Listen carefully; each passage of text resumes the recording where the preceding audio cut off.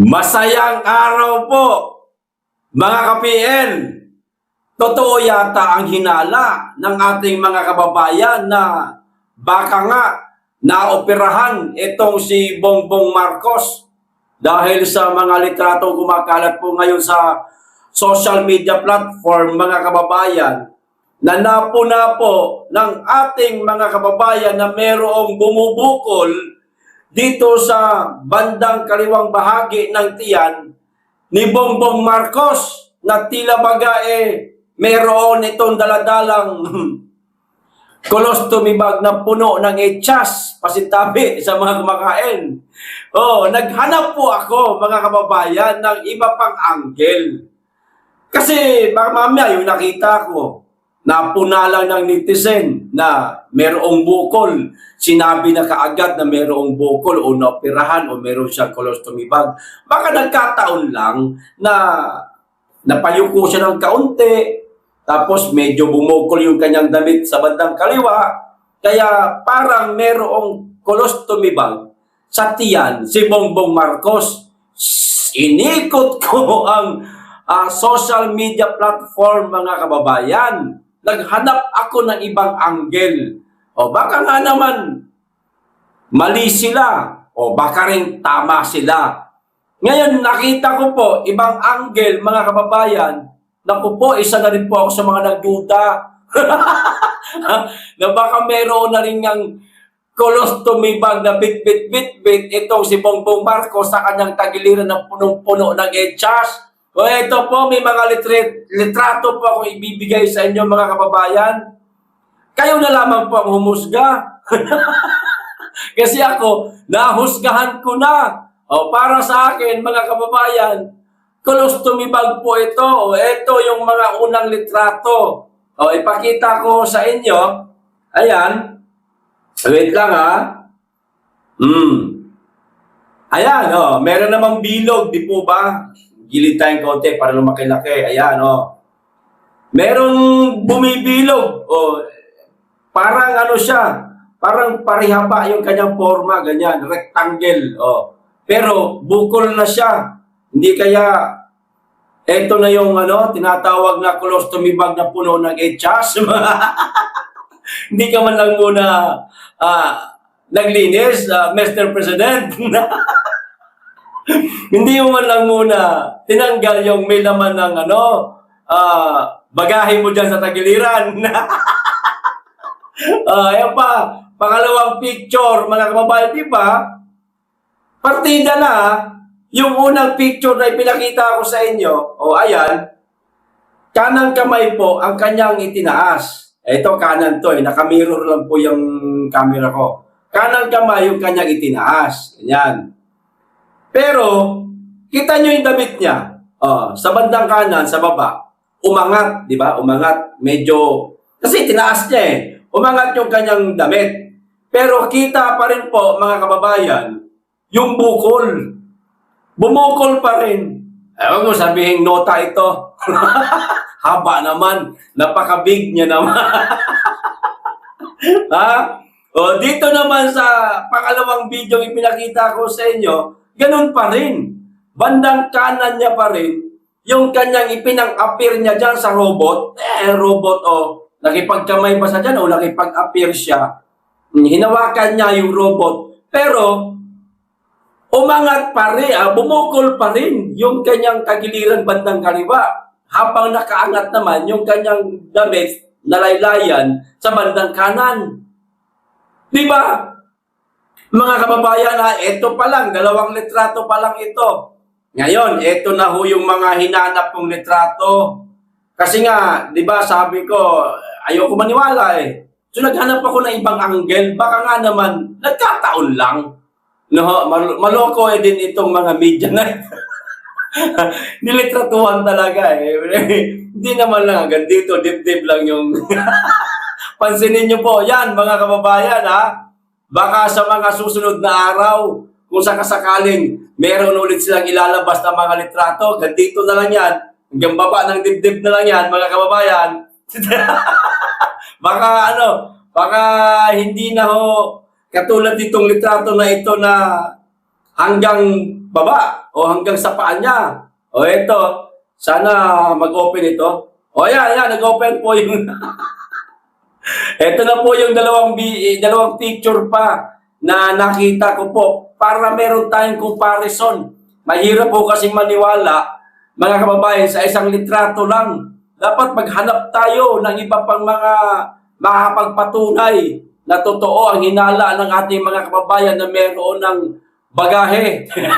Sa tagiliran si Bongbong Marcos maliban sa bagahe niyang pulburon. Ito. O ayan, mga kababayan, nakipagkamay siya saan sa kanan, di ba? Natural, makikipagkamay ka sa isang tao na kakausap sa'yo, magwe-welcome sa'yo, Pilipino man yan o hindi, kanang kamay ang gagamitin mo. So, ginamit niya na naman yung kanang kamay niya. Yan, kita niyo naman, pero bumukol na naman po yung bandang kaliwa. Dito yung bakit ko nasabing bandang kaliwa. Di ba? Sa mga polo, merong bulsa. Ayan, may bulsa, May ballpen pa nga siyang nilagay, ballpen ba yan? Ballpen. O yan, mga kababayan, bumukol na naman po sa ilalim po ng panloob niyang damit. Damit. Polo. Yan, meron siya panloob puti. Doon sa loob, syempre. Sagwa naman ng bubutasan mo yung damit para lang sa colostomy bag. Di ba? Pangatlong picture yan, sa mga nakita ko. Ito, pangapat. Ganun pa rin. So, ayan, nakipagkamay. Nakipagkamay siya. Ayan, yun ninyo kanina. Pansinin niyo po yung bukol. Yung bukol na yan. Ayan, di ba? Bumubukol mga kababayan, Sa kabila, hindi naman. Di ba? Hindi naman, wala namang bukol sa kabila. Kahit na nagagamit niya madalas itong kanang kamay niya. Di sana mas madideform ang damit kapag kung saan tulad dito, igagalaw ko yung kanan ko. Di ba, nadideform yung damit? Maaaring tumaas yung laylayan o di kaya bumukol o sa kabila. Ayan, ganun. Parang ganun ba? Di ba? Pero napansin niyo po, mga kababayan, bukol na bukol talaga ang tagiliran ni Mr. President. Ano ito, mga kababayan, Ano kaya ito? Ano sa palagay ninyo? Napakarami pong kumakalat ngayon sa social media. Yan po ang usap-usapan ngayon. Ako, para sa akin lang, mga kababayan, ito, sariling opinion ko po ito. Kasi nagkaroon po tayo ng isang kaibigan na, alam niyo, yung na-diagnose din po sa isang sakit na cancer sa colon. Kaso, namayapa na ganun talaga buhay, hindi niya kinaya yung laban niya sa sakit niya. Nagpo-polo din kami, nagsusot din kami ng kagalitong polo na ito, minsan nga barong pa Kasi may mga event kami pinupuntahan gaya ng kasal, mga bigating kasal, mapangmayaman kahit na pobre tayo, naiimbitahan tayo Yung mga pagkakataon na yon, meron siyang colostomy bag, yung tropa ko na namayapa na nga. Kasi nga na-diagnose siya sa sakit na colon cancer. Meron siyang colostomy bag sa kanyang tagiliran sa kaliwa. Kasi doon po lumalabas yung dumi niya. Ganito po, mga kababayan, ang itsura. Bumubukol, lalo na kapag meron na hong laman. Kahit walang laman, hindi ko kasi maaaring yan Pagka meron na ho sa tiyan yan, ewan ko lang sa mga doktor, pag nag-explain, magagaling yung mga yan Yan ang trabaho nila Pero ako, batay lang po ito sa aking experience, mga kababayan. Yung kaibigan ko, meron siyang colostomy bag. Sabi ko, pre, para hindi masyadong halata. Ba't di mo i-tuck in yan sa loob ng sa pantalon mo. Yan. Ganun mo ba? Para hindi masyadong bumukol. Total, wala pa naman laman yan. Sabi niya, pre, anytime kasi pwede lumabas dyan yung laman. Yung palaman. Peanut butter. Pre, hindi pwede, pre. So, mahaba kasi yung na yan, yung colostomy bag, mga kababayan. Mahaba yan Ganun kahaba yan, So, ididikit yan, saan yung may butas, itatapat yung butas sa butas, ganyan. Tapos, nakalaylay yan. Ngayon, kung pinabayaan mong nakalaylay yan, mga kababayan, tulad niya, may panloob siya, di ba? May panloob siya. Nakatakin yung kanyang paloob. yung kanyang colostomy bag, yan, ilalabas niya ho yan, hindi niya po iipit sa pantalon. Siguro, iro-roll ng kaunti para yung haba niya umigli, ganon. So, maaring na i-roll ito, yan kay Bongbong Marcos, na i-roll ito. Ganyan nga yung sa tropa ko, na niro-roll niya habang wala pang laman. Hindi naman yung roll na napakanipis. Yung basta maigano mo lang, yung mahaba, mapaikli mo lang siyang ganyan para hindi po pumasok doon sa pantalon mo, sa sinturera ng pantalon mo. Ganyan. Yang bumubukol na yan, mga kababayan, sa palagay ko lang, opinion lang naman natin ito, yan po yan. Colostomy bag na po yan, mga kababayan. Yan po ang assessment ko. Grabe, assessment talaga eh. No? Batay lang po yan sa mga experience ko dahil doon sa barkada ko na-diagnose nga ng colon cancer at mayroong bit-bit-bit-bit. Ilang buwan ba yun? Kung di ako nagkakamali, kulang-kulang 2 buwan yung kanyang colostomy bag na yun. So, magtatagal pa po ito kung kung totoong naoperahan itong mama na ito kasi syempre pinagagaling po yung kanyang wet packs kasi mayroon niyang infection.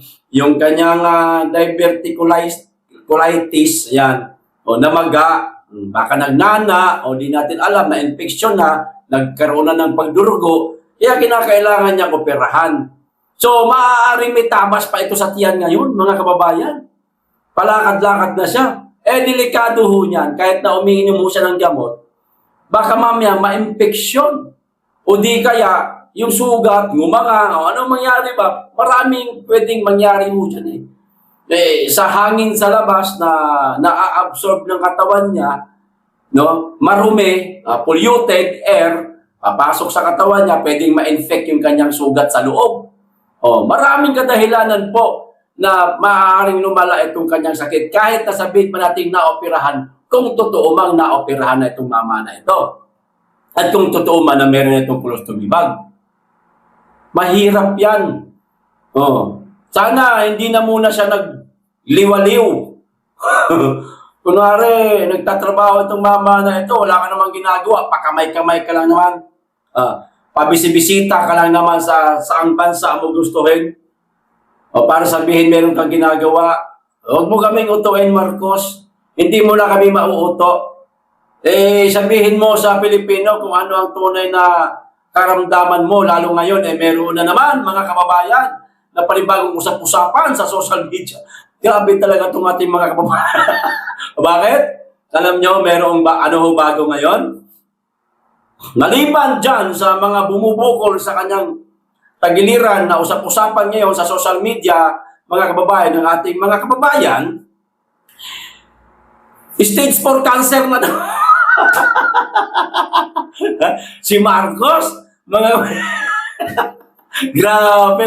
Hindi ko na lamang kinuha yung mga post na yun na meron ng stage 4 cancer si Marcos. Hindi ko na in-screenshot para ipakita sa inyo, no need na. Kwento na lang siya. Ayan, ikikwento ko na lang sa inyo. Isa yan sa mga usap-usapan ngayon na malala na daw talaga ang sakit ni Mr. President. Mga kababayan, ano ho sa palagay ninyo, mga kababayan? Kung totoo man ito lahat, sangayon po ba kayo na mamahinga na lang siya? Ako, gustong-gusto ko na talaga.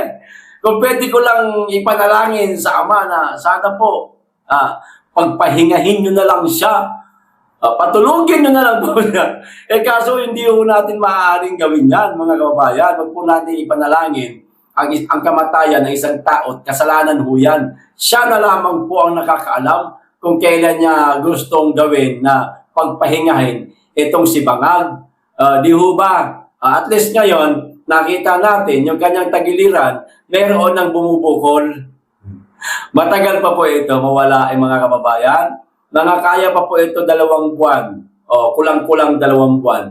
Sa mga susunod po na litrato, abangan po natin kung kaparehas ba nito na meron pa rin bubukol sa kanyang tagiliran. Pero kung iiwas po ng mga cameraman, ng mga photographer, ang bandang bahagi na yan ng kanyang katawan na huwag makuhanan kasi nga baka mahalata yung bukol o di kaya mismo ang Palasyo Malacanang ang magbigay ng abiso o babala na sasabihin nila sa mga cameraman, sa mga photographer na huwag niyo masyadong tatamaan, lilitratuhan, ipopokus yung tagiliran ni Marcos, ha? Mapupuna na naman tayo niyan na meron ng colostomy bag, si Bangag. Ano ba, mga kababayan? O, hanggang dito na lang, obvious na po. Halata na masyado kung hanggang dito na lang yung mga litratong makikita natin sa mga susunod pa na araw. Kung o di kaya naman, pansamantalang tapala na lang nila ng packaging tape. Packaging tape, duct tape. na merong plaster, tapos duct tape yung ilagay para matibay, para sa mga susunod na event, pag muna siyang maglalagay ng colostomy, para colostomy bag, para hindi bumukol, pwede, hindi natin mahahalata yun. Mga kababayan, pero hindi naman po maaari na hindi siya magkabit ng colostomy bag kasi nga, anumang oras, pwedeng tumagas ho yan. Pwedeng tumagas, hindi pwedeng puno yung tiyan niya kasi meron siyang opera. Pag puno yung tiyan niya, kain siya, tapos meron pang stock ng mga etchas, baka bumuka yung tahi. Maapektuhan pa yung inopera na parte ng kanyang katawan. Baka mag-infection pa, naloko na. Kaya hindi maaari na walang colostomy bag na narito sa kanyang tagiliran. Laging meron ho yan. Pansinin na lang po natin sa mga susunod na litrato, mga kababayan. Okay. Ipanalangin nyo na rin. Kayo na lang manalangin. Ayoko manalangin. Kayo na pong bahala panalangin. Kung anong gusto nyo panalangin, ipanalangin nyo na. Okay. Ito pa isang balita, mga kababayan. Pag-usapan na rin po natin itong di umano'y nabulilyaso na presidency o Senate presidency nitong si Loren Legarda. Yan ang sabi-sabi. No? Pero magkaiba po ang opinyon ng ating mga kababayan. Magkaiba. Maaaring totoong nabulilyaso dahil sa mga kadahilanan o yung dahilan na yon maaaring mali naman. Ito, basahin po natin. Maikli lang, hindi ko nababasahin lahat ito, mga kababayan, para maintindihan lang po natin kung ano ang kung ano ang mga opinion ng ating mga kababayan. Bakit nila naging opinion yung kanilang mga opinion na yan. Mamaya malalaman niyo po kung ano mga opinion nila. Ito, muntik nang maging Senate President si Senadora Loren Legarda noong Miyerkules. Kung hindi ipinilit na ibalik si Senador Rodante Marcoleta bilang chairman ng Senate Blue Ribbon Committee ayon sa mga source ng bilyonaryo. Loren Legarda bulilyaso sa Senate Presidency. Bakit po nabulilyaso? Ang sabi ho kasi, mga kababayan, kapag ka daw naging Senate President na itong si Loren Legarda, plano di umano nito na ibalik si Senator Rodante Marcoleta sa pagiging chairman ng Senate Blue Ribbon Committee. Ngayon, pwede? Depende sa kanya. Pero halimbawa lang, ito ipagpalagay natin, mga kababayan, na naging Senate President na si Legarda. Sino ba ang may gusto niyan na magkaroon ng term sharing? Term sharing yan kasi si Soto from majority. Si Legarda from majority black din. So term sharing yan. Hindi yan matatawag na pagbabago ng liderato sa Senado.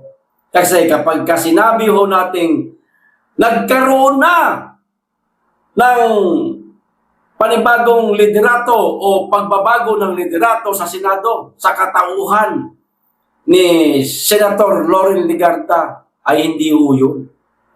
Parehas ho silang majority eh. Pwedeng nag-usap yung dalawa na yun na ikaw naman, masyado na akong mainit sa publiko. Baka sa susunod na pagtakbo kong senador, hindi na ako mananalo kasi ang baho na ng pangalan ko. Term sharing. Ano ha?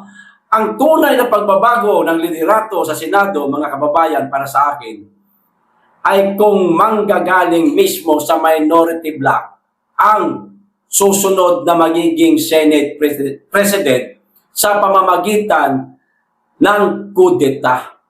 Ikukudeta nila ang sitting Senate President, which is si Tito Soto. Kaso walang nangyaring ganun ho eh.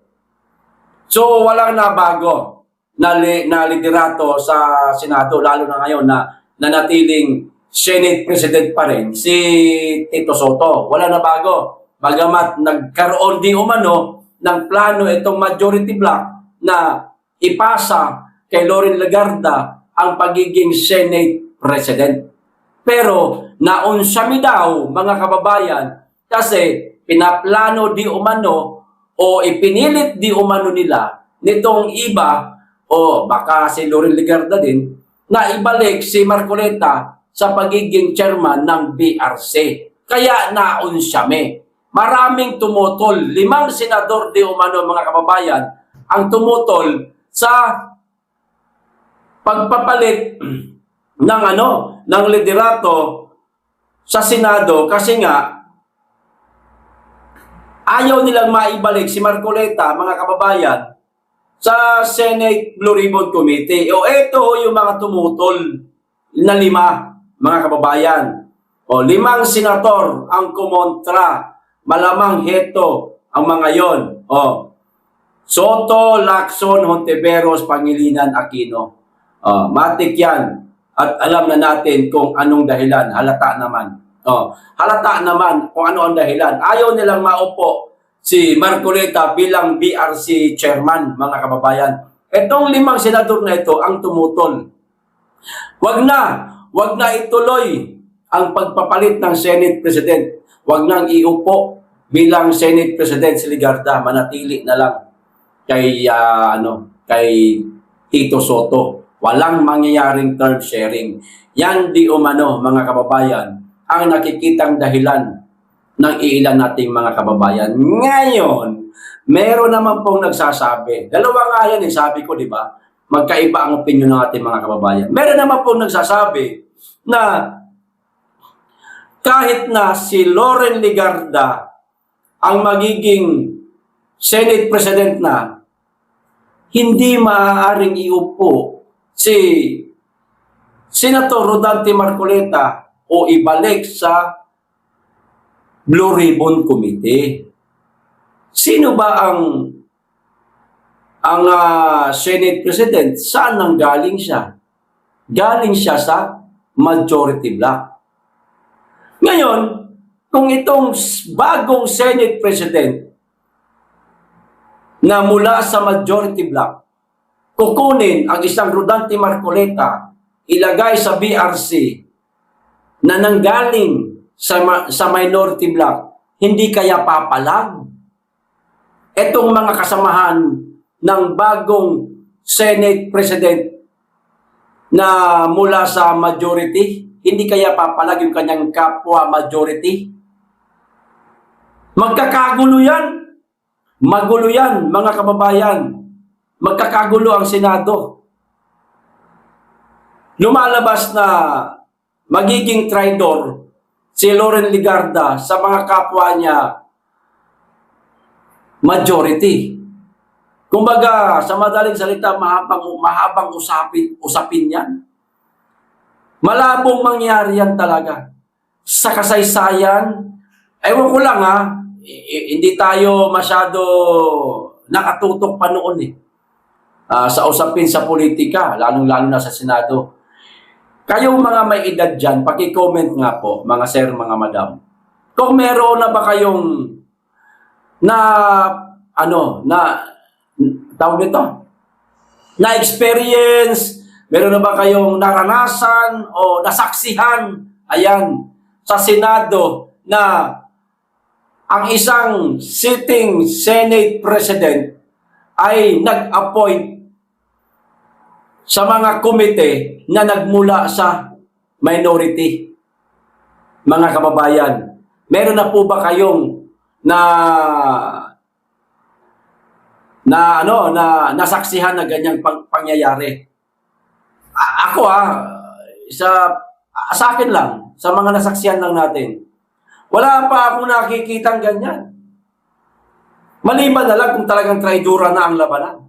Yung Senate President is majority. Tapos, teka, mas gusto ko itong mama na ito eh. Mas gusto ko siya maging BRC chairman. Kahit namula siya sa minority, siya kukunin ko.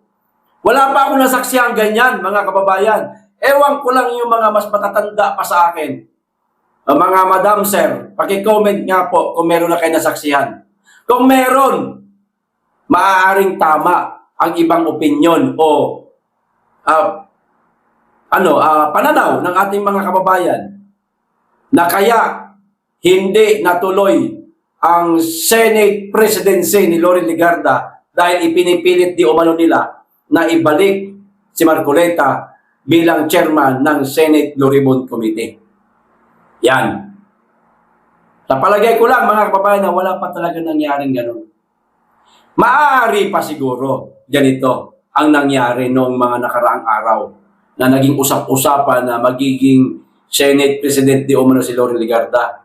Nang aasar lang niya mga yan. Nang aasar lang yan, yung majority na yan. Nang aasar lang yan sa minority. Kasi, siyempre, di hamak na mas marami sila.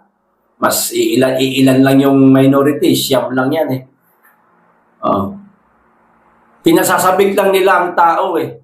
Ngayon, kung totoo man talaga, mga kababayan, halimbawa kung totoo na itong 5 senador na ito, tumutol na maging Senate President si Legarda dahil ibabalik si Marcoleta sa BRC. Kung totoo man, yung mga senador na yan, lahat ng mga nasa majority, mga kababayan, nanggigigil ako, visit na yan. Lahat ng mga senador na nasa majority block, mga kababayan, walang pagmamahal sa bayan yan. Hindi ho nila pinoproblema ang napakalalang maanumalyang flood control project. Wala silang pakialam dyan. Wala silang plano na matumbok kung sino ang mastermind at sino ang big fish na dapat maipakulong. Kasi kung totoo na concern sila sa kabanang bayan, sa Pilipinas, mga kababayan, baka sila pa nga mismo eh. Kahit sabihin pa nilang mula sila sa majority block eh. Baka sila pa nga mismo eh. Ang magsabi na dapat magpalit na tayo ng ng komite sa Blue Ribbon Committee. O bakit din natin ipagkaloob sa mga taga-minority block ang presidency ng Senado? Subukan natin sila. Ibigay natin sa kanila. Pahintulutan natin sila na palitan tayong taga-majority bilang namumuno sa Senado. Baka mas matapos nila ang problema sa maanumalyang flood control project na ito na hindi pa matapos-tapos. Kaso walang ganun eh. Walang ganun, mga kababayan. Ayaw pa nga nila eh na maibalik si Marcoleta sa BRC eh. Maliwanag po na wala ho silang concern sa kabanang bayan. Ang sa kanila, sumasahod sila, meron silang mga natatanggap na naglalakihang allowance, mga kababayan, milyon-milyon po yan. Si Libestin na ang masabi, 3 million to 2 to 3 million a month ang mga natatanggap di umano nito mga nasa House at nasa Senate. Every month. Yan ha? Yan lang ang habol nila. At, syempre, sweldo. Pero maliit man lang yung sweldo nila. O, di hamak sa kanilang mga allowance. Mas malaki talaga ang pondo. Halimbawa, kung magkakaroon sila ng insertion, katulad ni Risa Hontiveros na napakaraming insertion, pero wala napatapos na proyekto. Di ba, mga kababayan, walang concern yung mga yan sa kaban ng bayan. Ang pinananatili lang mo nila, ayan, kanila ang liderato dyan sa Senado. Tandaan po natin, yung mga senador na yan, mga kababayan, bulok yan. Dapat yan huwag nang iboto sa mga susunod na halalan. Ikampanya po nyo po kasi, ikampanya nyo na itong mga ito, huwag nang iboto. Kita nyo? Takot na takot sila maibalik si Marcoleta sa Senate Blue Ribbon Committee. Kasi nga, tutumbakin talaga ni Marcoleta kung sino-sino. Itong mga big fish na ito na dapat maipakulong. Kaso wala.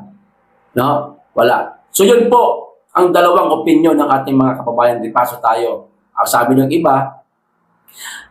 iba, maaaring totoo na nabulilyaso ang Senate presidency ni Legarda kasi ayaw nilang maibalik si Marcoleta sa Blue Ribbon Committee. Ang isang panig naman ang nagsasabi rin na malabong mangyaring maging chairman uli si Marcoleta sa BRC hanggat majority ang nakaupo. Dahil kailanman di umano wala pang nangyayaring ganyan.